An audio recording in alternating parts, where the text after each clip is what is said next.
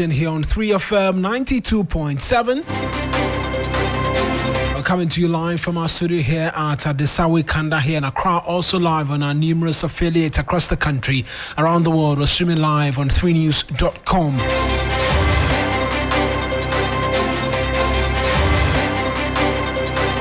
Coming up this evening, Environment Committee of Parliament summons Member of Parliament for the Shama constituency along with the DCE and Assembly Member for Antoa Bosu over the quarry blast which claimed some 5 lives last week.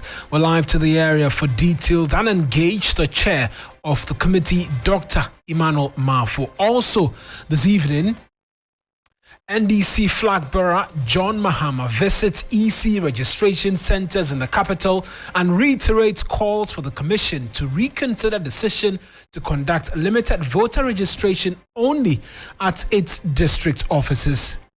Our appeal once against the Electoral Commission, now that we've seen the challenges, it probably is not too late to open the centers at the electoral areas because it will be easier for people to travel.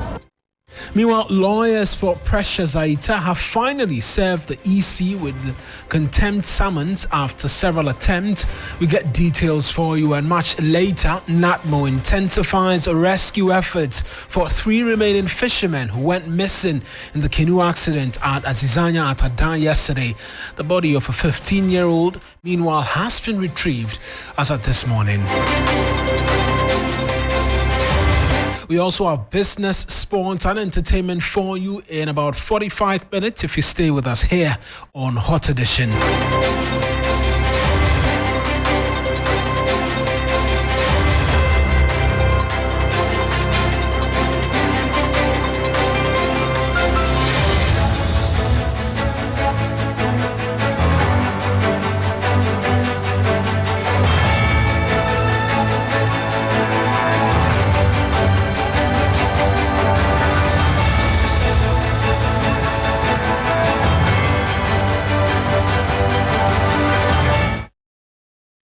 Pleasure that you could be a part of this evening's bulletin. It's streaming live on Facebook. Our handles 3FM927. Same handles on Twitter as well, 3FM927. Leave a message for us in the comment section of that stream or tweet at us with the hashtag Hot Edition or my personal Twitter handle at Mawuen Eric on the stories we'll be bringing to you this evening here on the program. And we're beginning on the front of politics and the ongoing limited voter registration because the flag bearer of the National Democratic Congress, the former President John Mahama, he has reiterated calls on the Electoral Commission to reconsider its decision to conduct the ongoing limited voter registration only at its district offices nationwide. The former president contends that the number of centers currently serving Ghanaians is making it difficult for many to have their names on the voters' roll. He spoke to journalists after monitoring the exercise at the Rich office of the EC here in Accra. We've been receiving reports from the various constituencies, district offices, and today I decided to go around and see for myself. I understand that there are 5 constituencies being registered here. There are a few observations I've made. One, because it's being done in the district offices, there's a lot of congestion because people are coming from all over to one point to come and register. The second thing I've noticed and the complaint is that the network is not strong, and so they are not able to do the instant online registration, and so they are capturing some of the data offline, and the danger with that, sometimes there's a repeat of somebody's name, not through any fault of his. And so I think that the EC must speak with the telecom companies. I hear they're using only MTN. Normally you would use multiple telcos so that if one is slow, it can jump to another. So they must see how to resolve that network bottleneck so that the process can go faster. The next and most important thing is that most of the people who have turned 18, these people are between 18 and 21. I've spoken to many of them and they don't have the Ghana card. It means that if we had insisted on the Ghana card as the only means of registration, it means all these young people I've seen would not have been able to register. Because all of them are using the guarantor system. And I asked them, do you have Ghana card? He says, no, we don't have. So I think the Parliament was right to insist that the guarantor system must be used.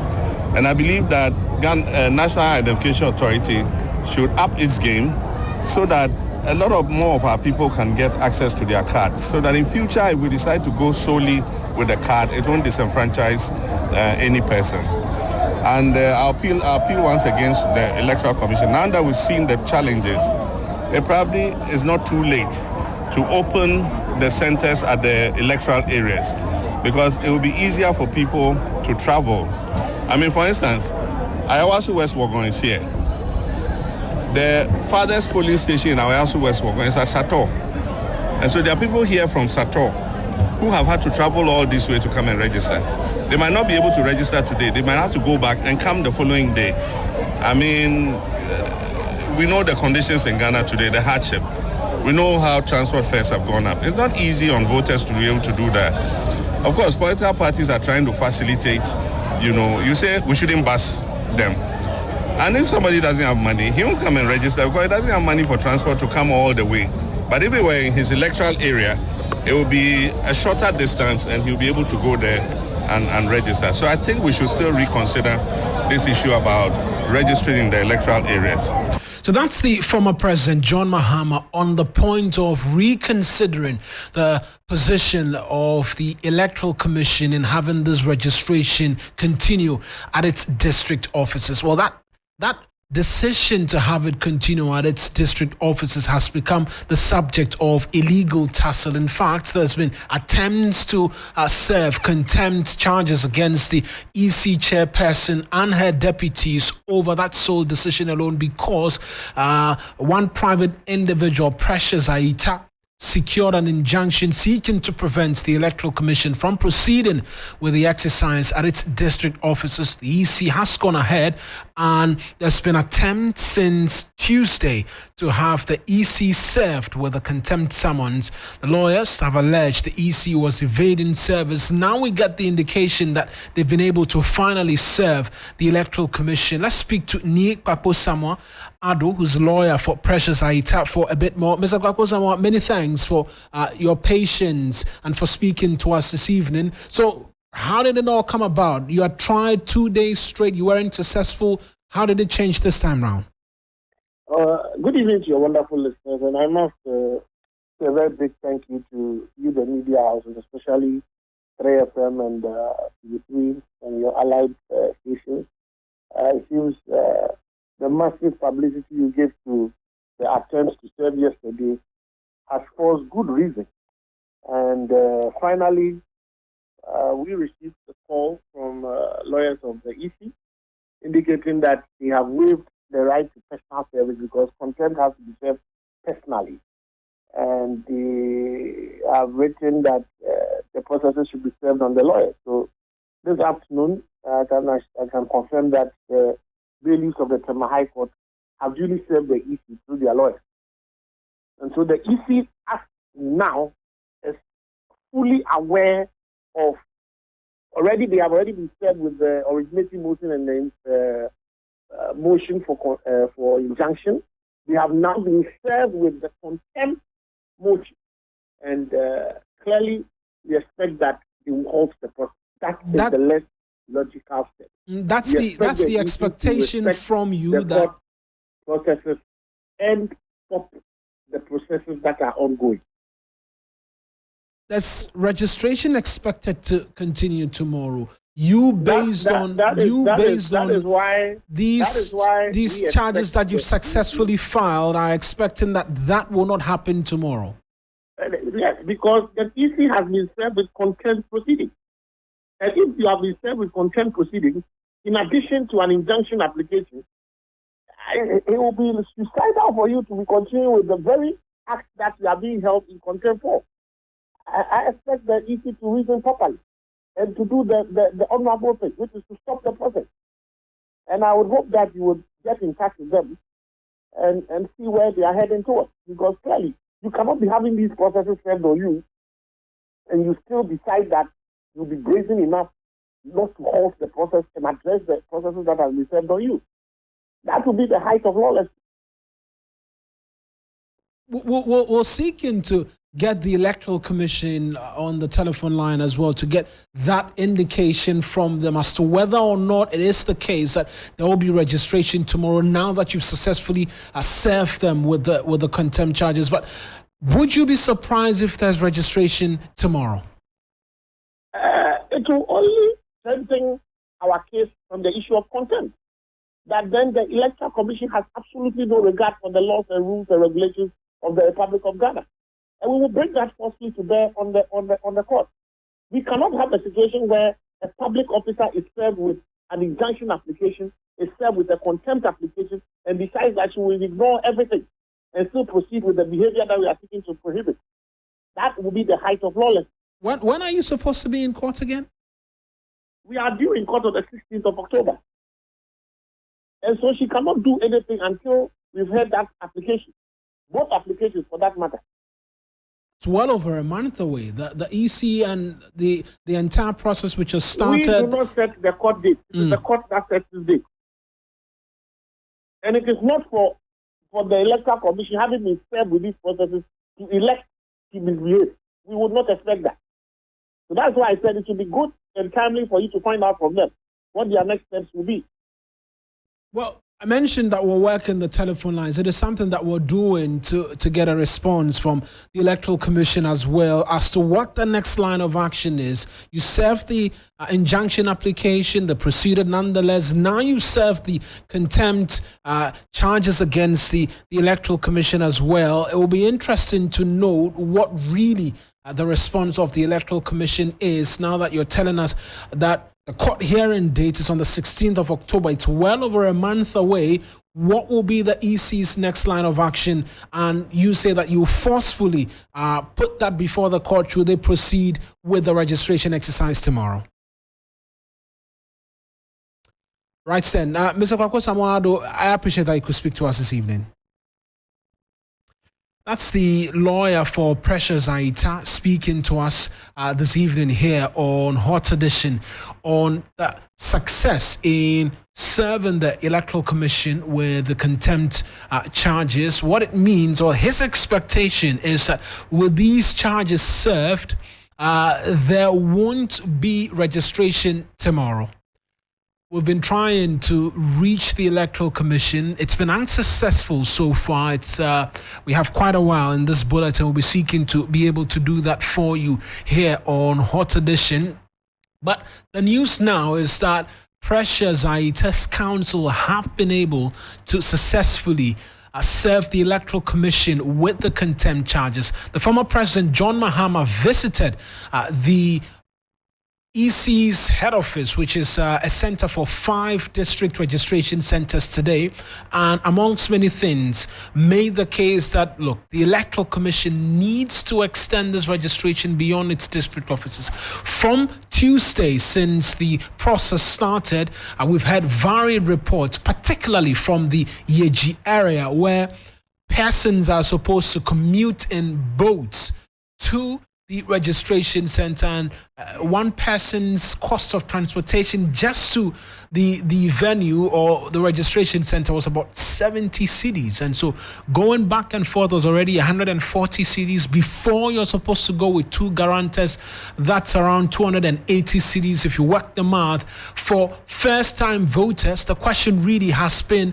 where are they going to be getting the money to be able to foot all of this bill in having themselves register? And these are the concerns which have been outlined by former President Mahama. In fact, it served as the basis upon which Precious Aita has filed that injunction application and now has been able to serve contempt charges against the Electoral Commission. Unfortunately, our calls are currently not being answered, but we're going to extend the conversation really on the quest or the call by former President Mahama to have the Electoral Commission expand the ongoing registration process. Mustafa Gbande is the Deputy General Secretary of the NDC. They have made their point quite strongly since the start of the exercise that, look, the process to which the Electoral Commission, or the way the Electoral Commission is going about this registration, will not serve the best interests of the ordinary Ghanaian. They've made the argument quite strongly that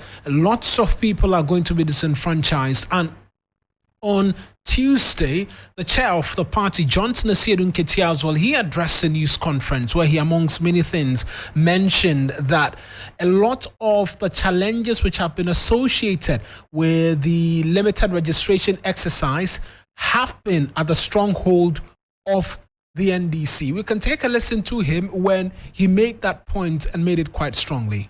Also, given the long distances that limited voter registration in 1,500 electoral area centers, why will the EC reduce this number of registration centers to 268 now that they have a huge backlog of about 2.8 million persons to register?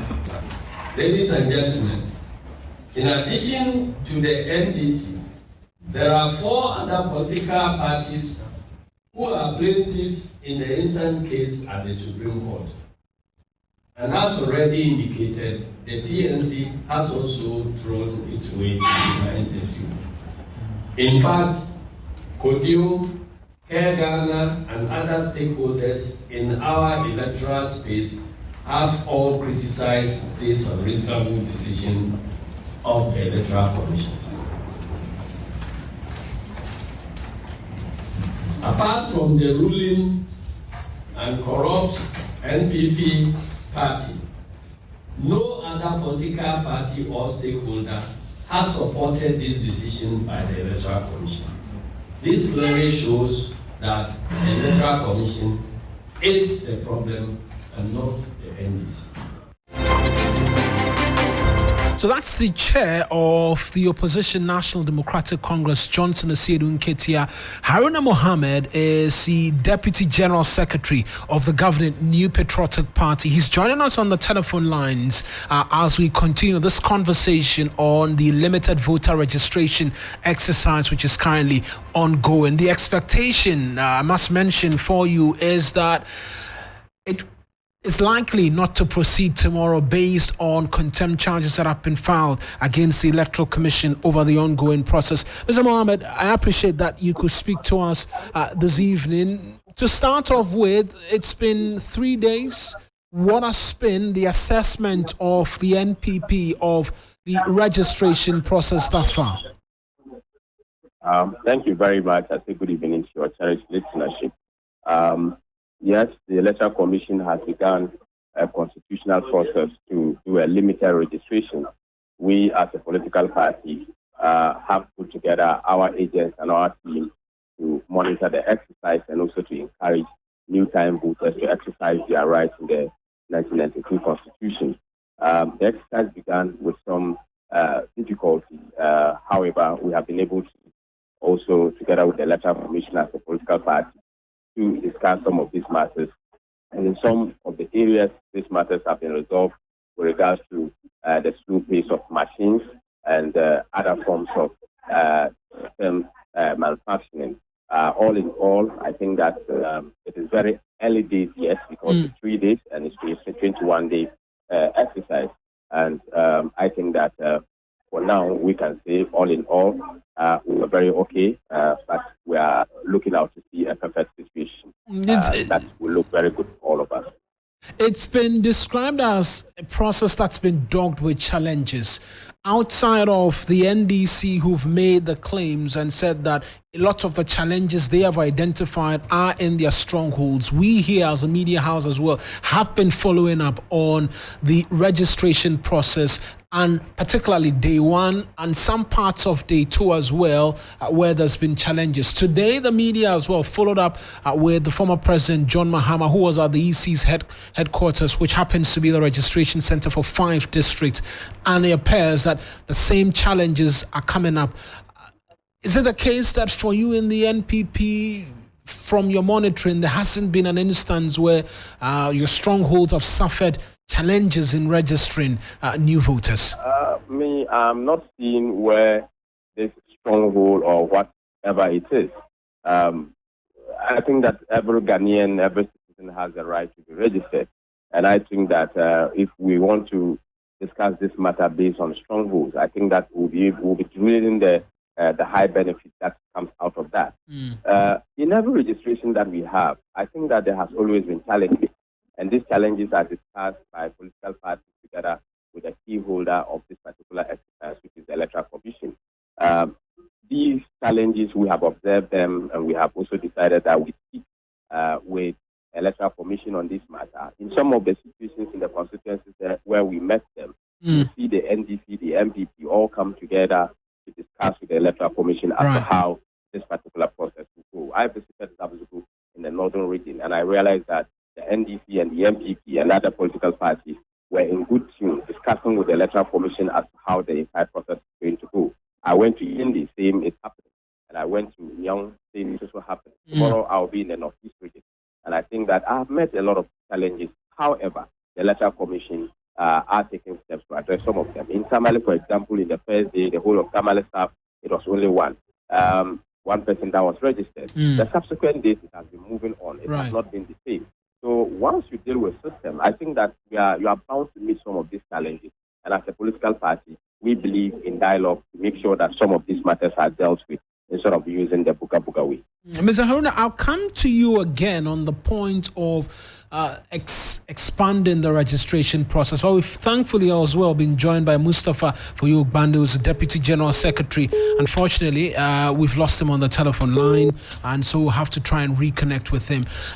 The concern really has been that, yes, there's been challenges. The EC says it's been addressed. I've come back to you, Mr. Haruna Mohammed, that the EC is addressing the challenges, but central to this entire registration is the centralization of the process.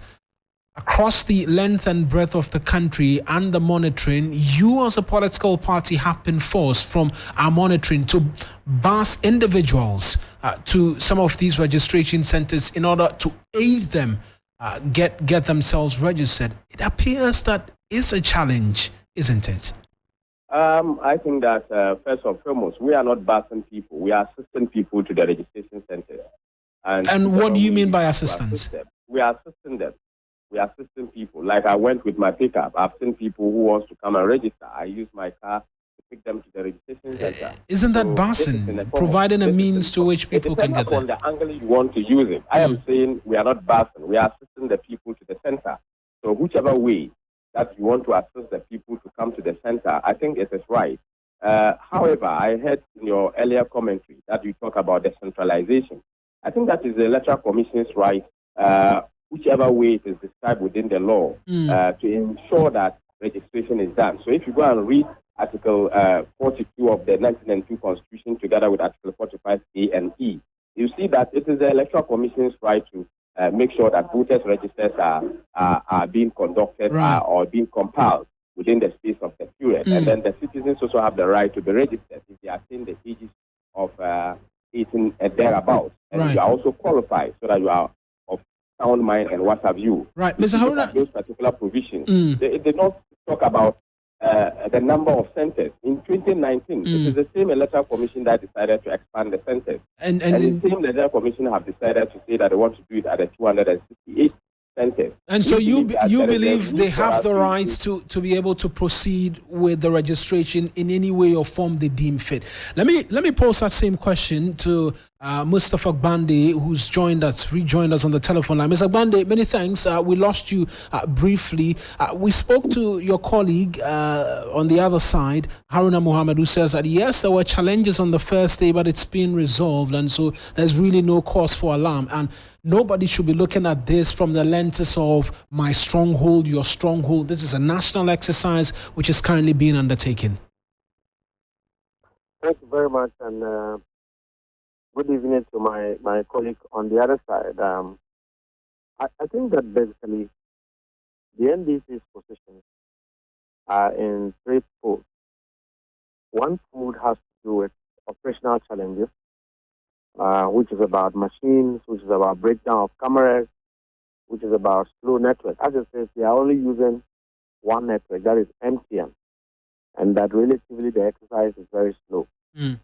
Number two, operationally in terms of compliance with the law, under Regulation 2 of the CI 91, the Electoral Commission is under law to establish registration centers on the basis of accessibility, and also to ensure that those places where the registration centers are established are possibly becoming voting centers.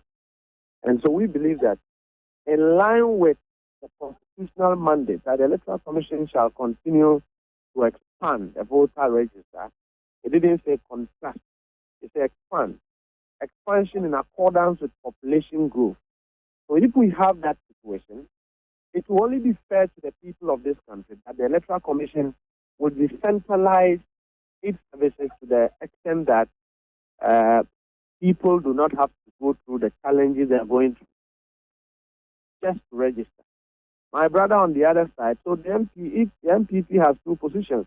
On one side, they disagree with what EC is doing. On the other side, they believe that it is within the remits of law for EC to do what it is doing.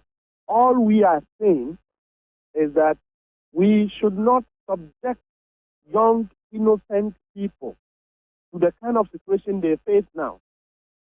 People are traveling from places that they would have to carry guarantors. Mind you that majority of young people who are registering do not have the Ghana card. So today we have indicated on the issue of Ghana card. They do not have Ghana card. If they do not have Ghana card, which means that they have to go to registration centers along with people to guarantee for them. Given the fact that the Electoral Commission did not do limited registration from 2019 till today, what it means is that there's a huge backlog of people between the ages of 18, 19, 20, plus this year, who will be registered. It means that invariably the queues are going to be long. The network is slow. That means machines breaking down. As we speak, Boku today, they didn't work. Machines have broken down. We've had several of these spotlight complaints across the country. If we had decentralized, would they have young people in the interest of fairness? Young people who have not been given jobs, who are unemployed, who have to go and do something for a living, who have to sacrifice things in the name of being in a queue 1 day, 2 days, 3 days before they get to register. So for you in the embassy, you're making the argument strongly that you're asking the Electoral Commission to reconsider its stance. It's become a subject of legal debate even, and it's perhaps it's what we're going to go to next, that one pressures IETS Council has been able to serve the Electoral Commission with contempt charges. For you, the two political parties, what's the expectation? Are you going to be sending out your agents tomorrow to monitor the process? Because there's a school of thought that once contempt charges have been filed, the Electoral Commission should not proceed with registration tomorrow. Let me start off with you, Mr. Haruna. First and foremost, the MPP has always had one position, and our position is that we believe in dialogue. Whilst we don't disagree with the other parties in their dispute for interlocutory junction with the matters that they have raised, we thought it very wise that we are not joining the dispute, and we believe that as a matter of fact, IPAC should be used judiciously, and we call on the NDC to join in the IPAC discussions. Secondly, he has mentioned about Regulation 2. Regulation 2 is very, very specific. And to say so that the Electoral Commission doing registration at the offices of the Electoral Commission is illegal. There is no year that the Electoral Commission's office has ever been used as a registration center. This has always been conducted. You can make your point without necessarily trying to point to unconstitutional matters that did not exist. So the case is that the NPP, you're going to send agents tomorrow in expectation that the EC would continue the registration? I don't know what is happening. That I would have to decide whether we have to send agents. If you can brief me, what exactly? I made the point that there's been contempt charges served on the Electoral Commission for continuing with the registration process. Once the contempt charge is served to the Electoral Commission has lawyers. And if they take a decision not to come out to register, we are not going to be there. Right. If they come out to register in the essence that they have not had any notice of any contempt charges, so be it. We will come out and then in our numbers to get people to go and register. Right, we want then. to live in a constitutional era. It is left with the Electoral Commission to decide on the way forward if they have legally been served. Right, Mr. Haruna, I appreciate that you could speak to us. Let me give the last word to you, Mustafa Bandi. Maybe a bit of a response, but for you in the NDC, I believe you'll be feeling a bit vindicated. This line of action that has been taken by Precious Aita. Well, we feel that we have always acted from a position of law. I don't know where my brother is coming from when he seeks to suggest that somebody is asking the Electoral Commission what is not lawful and all of this. We believe that the Electoral Commission should not have subjected the people of this country, the young people of this country, to such challenges. The MPP is playing ostrich because they are the beneficiaries of the illegalities of the Electoral Commission. As it stands, the Electoral Commission is doing same this kind of decentralization agenda with the MPP and with Nana Akufo-Addo leading the charge.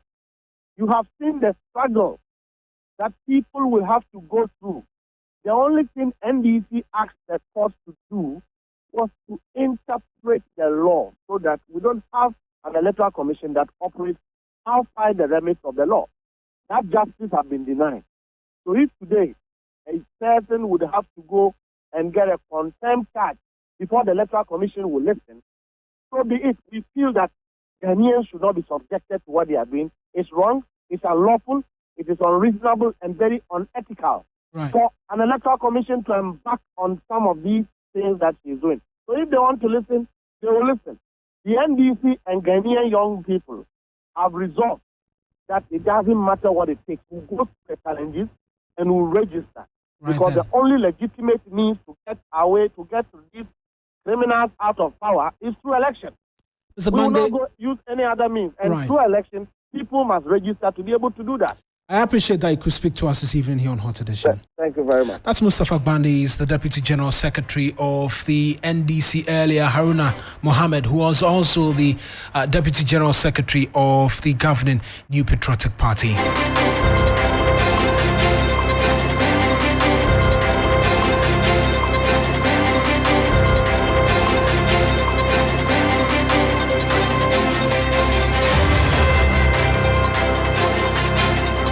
We're moving on to some other stories. But our top story for you this afternoon, lawyers for Precious Aita serve contempt charges on the Electoral Commission for continuing or proceeding with the limited voter registration exercise. The former President, John Mahama, meanwhile, has been reiterating the party's position and calls for the Electoral Commission to expand the ongoing registration process. We're moving on to some other stories now because the Environment Committee of Parliament, they've summoned the Member of Parliament for the Shamar constituency, Samuel Erickson Abaka, along with the District Chief Executive for the area, Ebenezer Dancy, and the Assembly Member for Antoa Boso, Emmanuel Wowie, over the quarry blast which claimed some 5 lives last week. Rescue efforts have almost come to an end at the quarry site where co-owner of the mine was killed with several others injured in the accident. 2 separate committees have been set up following revelations the company at the heart of the incident did not have the requisite license to operate. With all that yet to come to a head, the Environment Committee of Parliament today visited the accident scene. Among the many things, they are demanding the MP and other executives within the area to answer questions as to how the incident happened. Dr. Emmanuel Mafo is chair of the committee. We decided to come around and to have a look for ourselves and investigate and see what caused the problem and whether there was some negligence on the part of environmental inspectors or whether the environmental safety standards that should accompany operations like this were observed or were neglected. So we came and we have seen for ourselves, we've heard for ourselves, and so we are of the view that the issues are too many. Some borders on the legality, the registration of the company operating, some borders on the performance of the relevant state agencies and whether they are doing their work as required by law or not. So we are of the view that it's an issue that we as a Committee on Environment will need to invite the stakeholders involved and interrogate the matters further, so that we had a PLT incidents. We now have this one. Next time, we don't know the scale at which the next one will be. And so the earlier we tried to deal with the issues, the better for all of us. So that's the chair of the Environment Committee. He adds that their visit also revealed that the menace of illegal mining is still quite pervasive. Generally, our findings is that Galamsey is still pervasive, even within the official concessions. And we think that for the official the companies that have concessions, the state has a responsibility to protect the concessions, and that one we must go back and make sure that we mobilize, the forces of the state to make sure the boundaries of these concessions are protected, so that people can do their business. We don't want anything to go out there that in Ghana, when you acquire concession, illegal people can even invade your concession and then operate in your concession. That will reduce business confidence in our country, and it will affect investment. It will affect our economy, in the long run. But apart from that, we are also concerned about the lack of reclamation and restoration of degraded landscapes. All over the places that we've gone, the land is degraded. People have dug wells, and they are not filled. They have abandoned them and all that. So we need to have an aggressive program in this country about reclamation. Maybe we need to rethink the whole mining laws and how we are doing mining in general, and find out how best we can incorporate these issues of environmental safety, land restoration, and things like that, even within the Galamsey areas. So there's massive land degradation across the mining sectors. There is invasion of concessions, and generally we are not very happy with the compliance of environmental or standards in terms of reclamation. That's Dr. Emmanuel Mafo. He is the chair of the Environment Committee. We're built to speak to him and get some thoughts from him as well as to really what the committee will be looking to achieve with these invitations, because like we mentioned, there's a committee, a 7-member committee that's been set up to investigate the incident within the Western region, and at the national level, a 3-member committee as well to look at regulations and amongst many other things, the entire quarry process in the region as well. And so thankfully he's joined us on the telephone line for a conversation this evening here on the bulletin.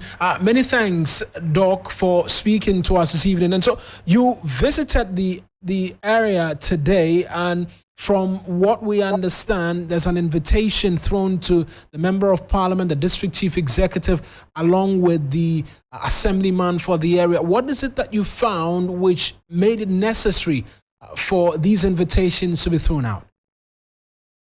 Well, thank you very much. Let me say a good evening to your listeners.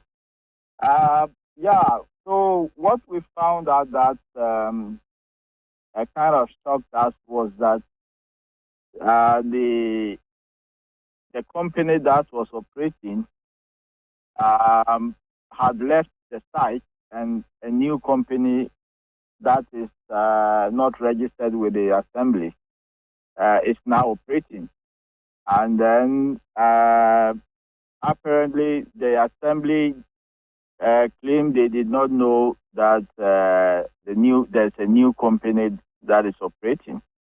And the story was, it was a lot. So we decided to invite them to Parliament to investigate and to find solutions, whether the problem is about institutions that are not working or there is some negligence on the part of the regulator or whatever the situation is. Because we find it strange that a company will be operating a quarry in an area and that company will not be registered with the local assembly, and that the authorities would not know that there's a completely new company operating in that area. And we also found that there seems to have been some non-compliance of environmental regulations, and that led, the incident. With the mention of the environmental regulations, the question then is, why isn't the Minerals Commission and the EPA a part of the individuals or the entities being summoned to appear? They will all be summoned to appear. Any agency, any authority that has a responsibility to make sure that there's a safe environmental operation or the operations of any industry is safe, will be invited. So the assembly will have to come. Minerals Commission has questions to answer. The Environmental Protection Agency will have questions to answer.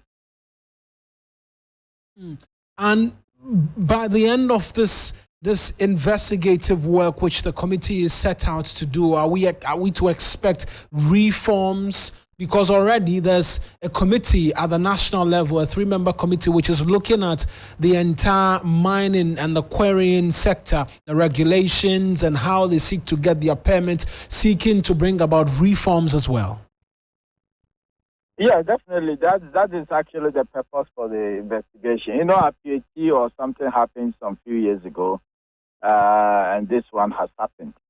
And going around the western region, the mining areas, we also found a lot of, degradation. And there seems to be that environmental compliance, or industries compliance to environmental standards is low. The presence of the EPA is weak, and the Minerals Commission on the ground is weak. We need to investigate all that to assure ourselves of what the solution should be, particularly if we have to strengthen these agencies, or what maybe the law or the regulations are also not clear to them. I don't actually know the problem, but certainly we want to use this case to investigate the matters and then get some solution, some lessons out of that. Just briefly, because of time, the conversation on illegal mining and land degradation. You said that your visits there reveal that it is still quite pervasive. Would it be unfair if anybody said that you as parliamentarians have failed in holding the executive to account in helping eradicate this particular menace? Well, to the extent that the totality of the state machinery is responsible for making sure that there is environmental sustainability, there's sustainable mining, there's, people are doing the right thing, anybody can be blamed, including Parliament. Because if we are all part of the state machinery that is supposed to make sure that the right things are done, then if things are not done right, then we all have ourselves to blame. But that also calls for an intensive parliamentary oversight. That Parliament needs to pay attention to our oversight of our agencies. We should not just approve budgets and, as it were, just deal with them in the capital. We need to get down and see for ourselves. What is it that is happening? How are industries complying with environmental standards? And make sure that the regulatory agencies are on their feet doing the right thing. Doc and Honorable, I appreciate that you could speak to us this evening. Thank you very much. That's the Honourable Dr. Emmanuel Mafu. He's the chair of the Environment Committee of Parliament, speaking to us this evening here on Hot Edition. And Akia Mensah Brampa is here ready and waiting to bring us the very latest from the world of business. But up ahead, though, we'll provide details for you as to ongoing rescue efforts into the Azizanya canoe accident yesterday. One body was retrieved, 3 more still missing. Rescue efforts intensified, but let's do business now. Akia, what's in business? The man who returned from Kenya. Good to see you, Moena. So let me just find out from you quickly. What do you think about the conversations on the extension or increase of the pension age from 60 to 65? Some argue 70. Is it prudent? For a lot of the civil service workers, they would love the idea because we've had a huge challenge of them changing their dates of birth and the likes. But I mean, I'm not sure. You don't know which side to take it. Well, not just yet. Maybe I'll have to think about it a bit more. When you get to 50, you know the answer. But quickly, we'll be looking into that this evening. But let's begin from a common central bank for West Africa countries, which is in the offing. According to the Vice President, Dr. Mahmoud Bawumia, this seeks to, among other things, ensure secure and seamless banking transactions within the sub-region. He was speaking at the opening of the West Africa Monetary Zone Conference in Accra, and he said the project will receive funding of about $9 million from the African Development Bank. The name of the Common Central Bank has been determined as the Central Bank of West Africa. A flexible exchange rate regime has been adopted. An inflation targeting framework has been chosen. However, more than 50% of the activities of the roadmap are outstanding, including statistical harmonization, macroeconomic convergence, capital account liberalization, amongst others. I've also been informed that WAMI, with the financial support of the African Development Bank, in the amount of some $9 million, will soon launch the unique bank identity project intended to ensure bank customer identification and secured digital banking transactions. And that was the Vice President, Dr. Mahmoud Bawumia there. Meanwhile, Minister of Finance Ken Ofori-Atta has now been elected as the chairman of the West African Monetary Convergence Council. In his acceptance speech, Ken Ofori-Atta emphasized the need for prudent measures by government in attaining the single currency. The journey towards a single currency program, and more broadly, economic integration agenda has been a long one. Indeed, at yesterday's dinner party of the Convergence Council, ministers and governors, I did remark that given the challenging macroeconomic environment facing ECOWAS member states, the dream of a single currency may seem distant, perhaps even utopian to some, but we cannot relent. However, I believe these statutory meetings offer a significant opportunity to discuss the successes and challenges confronting us as a zone and as individual member states in meeting the primary and secondary convergence criteria and other requirements necessary for the success of the ECOWAS monetary cooperation program. Ken Ofori-Atta is the finance minister. Now, following concerns about the long-term financial sustainability of the pension scheme in Ghana, several policy measures have been suggested, including extending the pension age from the current 60 years. Concerns about the long-term solvency of the pension scheme have been still raised amongst people, and this has subsequently led to numerous policy suggestions. It, however, seems an extension of the retirement age from 60 years to about 65 years is currently leading in the conversation. But how prudent is this proposal? Let's hear from a cross-section of the public. Every year we keep getting new graduates coming on board, and if the ones that are old in the system are not going, and we are not creating space for the new ones as well, then it only means that we are just creating a mess for ourselves. By 65, you'll be weak and you can continue working. The 60 is okay. You go to all the institutions, ages have been reduced. After 60, people can still work. So it's very important they should increase it to 70 for us, and we'll work more and make more money.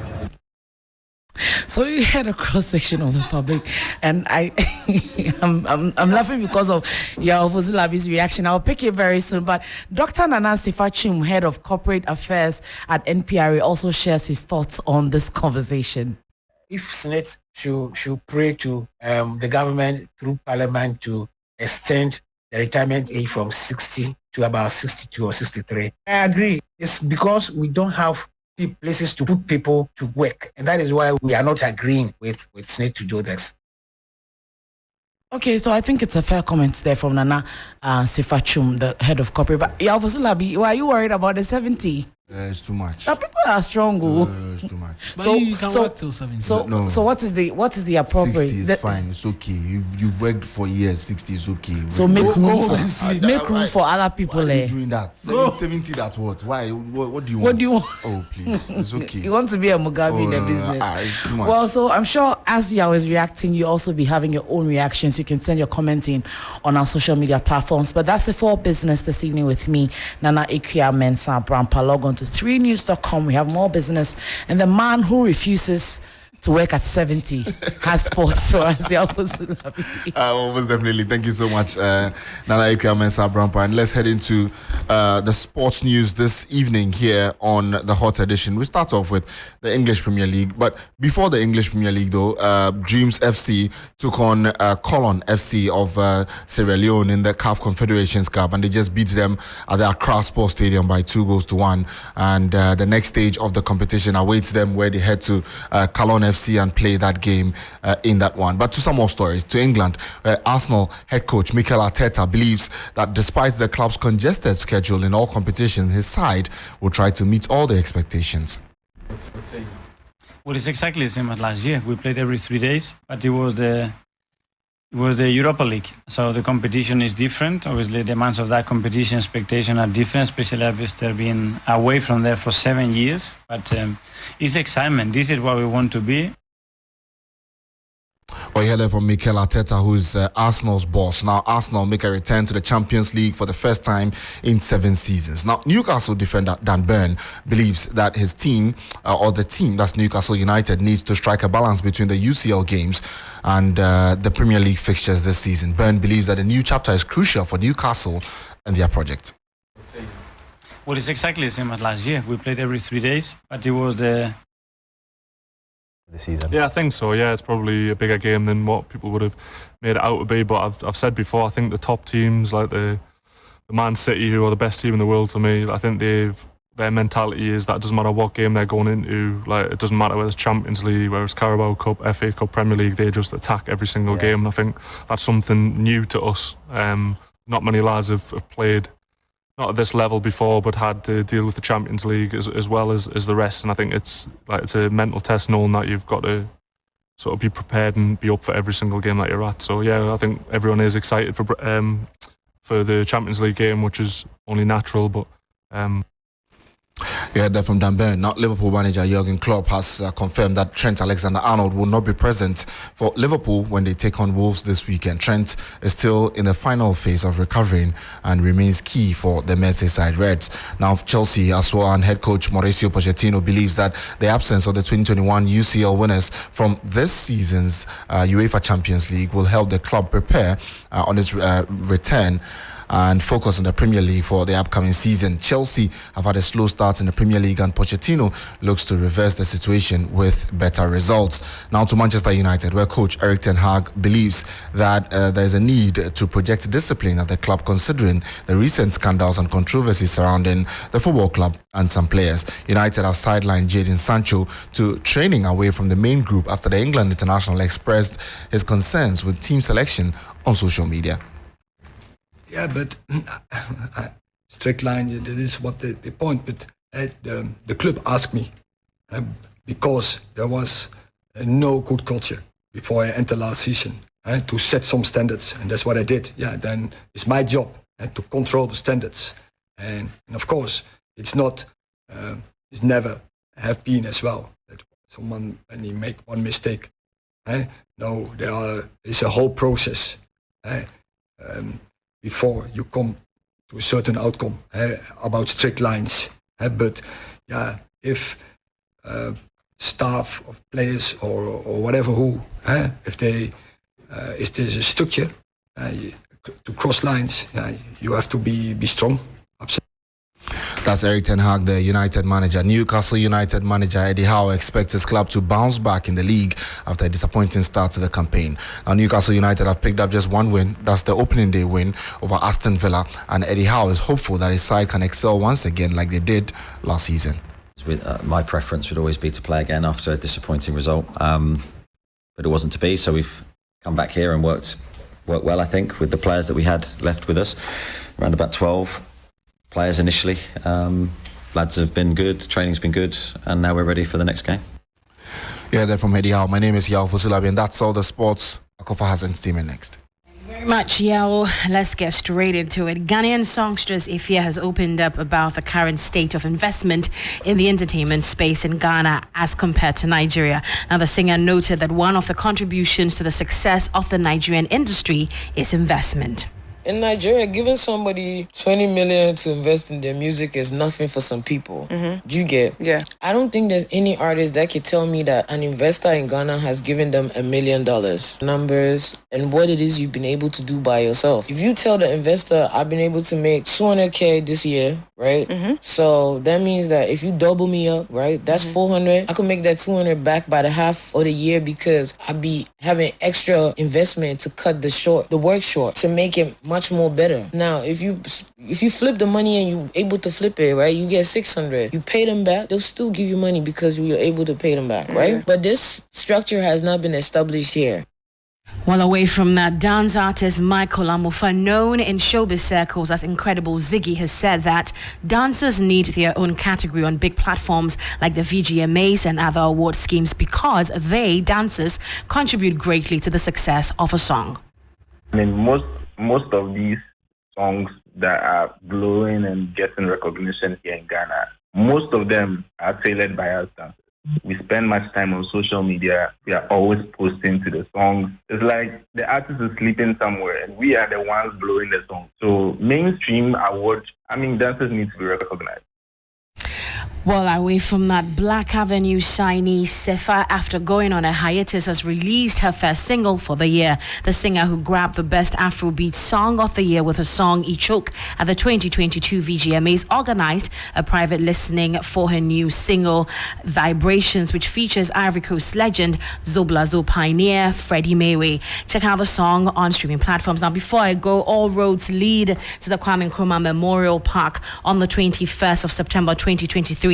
Where we get to experience the magic of African art and creativity. I'm talking about the 3FM Afro Connect. So call 0532200927 for more inquiries and come through on Thursday, 21st of September, and let's connect on that level. And that ends it for the entertainment news segment here on Hot Edition, powered by 3 Entertainment. My name is Akofa. Right then, Akofa, many thanks for those details. Let's just run you through what it is, the situation at the Zizania area, because the National Disaster Management Organization says that it is intensifying rescue efforts for the 3 remaining fishermen who went missing yesterday in a canoe accident. It follows the retrieval of the body of a 15-year-old boy today at Vume in the Volta region. The boy was part of the group of fishermen who went missing while returning from line fishing along the Adan estuary, and some of the residents who happened to be eyewitnesses to the incident spoke to us. Let's just take a listen to them briefly.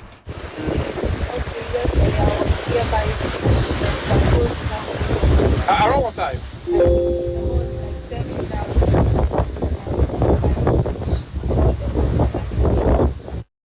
Apologies for the poor quality in sound. That's our bulletin for you this evening here on 3FM 92.7. Our top stories this evening: lawyers for Precious Aita serve contempt charges on the Electoral Commission over the ongoing limited voter registration. The former President John Mahama, meanwhile, has been reiterating the NDC's position for expansion of the ongoing process. A lot more news if you log on to 3news.com. I am Eric Mawuen Egbeta. Enjoy the weekend.